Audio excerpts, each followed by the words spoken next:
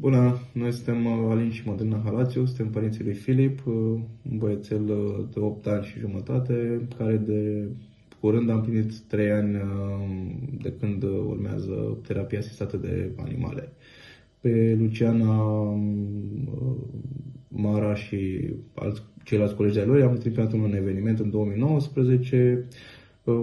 Au adus foarte mare bucurie la evenimentul respectiv, unde erau foarte multe persoane cu dizabilități de mai multe tipuri, și atunci ne-am hotărât că ar fi benefic pentru el să urmeze niște ședințe de terapie în cadrul cabinetului celor de la terapia asistată de animale. Și ne-am apucat de treabă. Am început timid ședințele de terapie asistată de animale.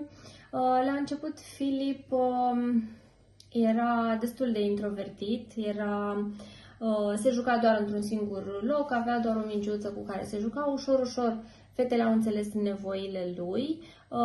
Cumva au lăsat căței în plan secund și au lucrat foarte mult pe partea de conexiune, pe partea de răbdare, au încercat atenție, implicare, au încercat foarte mult să-l implice în activități și să poată sta conectat la activitatea respectivă. Da, și după un timp au reușit. Chiar au reușit chestia asta. În ultima perioadă a început roleplay-uri și multe activități în care lucrează împreună cu căței cot la cot, de unde la început nici nu se apropia de ei. A învățat să colaboreze și cu altcineva, și de la a primi, totul era pentru el a primi el atenție, acum a început să ofere și el atât atenție cât și alte obiecte și le oferă mâncare cățelor, le face lănțișoare.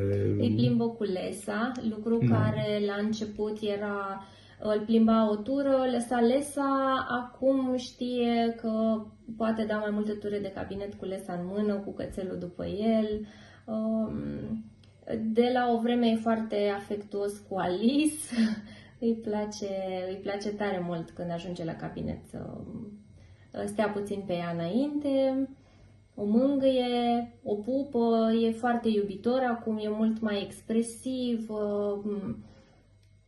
A început el fiind non-verbal, în cadrul terapiei a început foarte mult să indice unde, ce anume vrea să facă.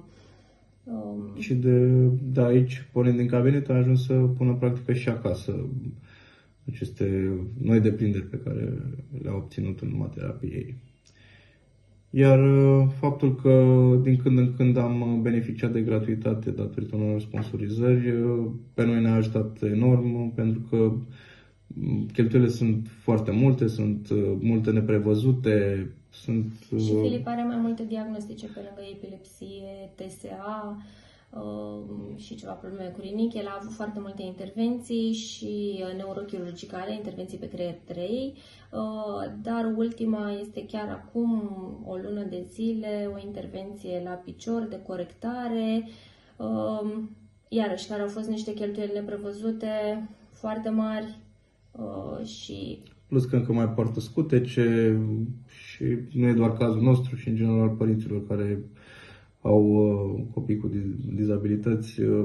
Terapiile sunt multe, sunt costisitoare, mai există costul scutecelor, mai apar alergii, intoleranțe, un regim alimentar care te obligă cumva să cumperi și altceva și deci, sunt mai costisitoare. Orice terapie în minus, da, e o gură de aer pentru noi. Orice cost în minus pentru noi este o gură de aer, ceea ce ne ajută foarte, foarte mult. Fetele sunt extrem de înțelegătoare, extrem de blânde. Ce îmi place mie foarte, foarte mult, pentru că ne-am lovit în trecut la alte terapii, efectiv programul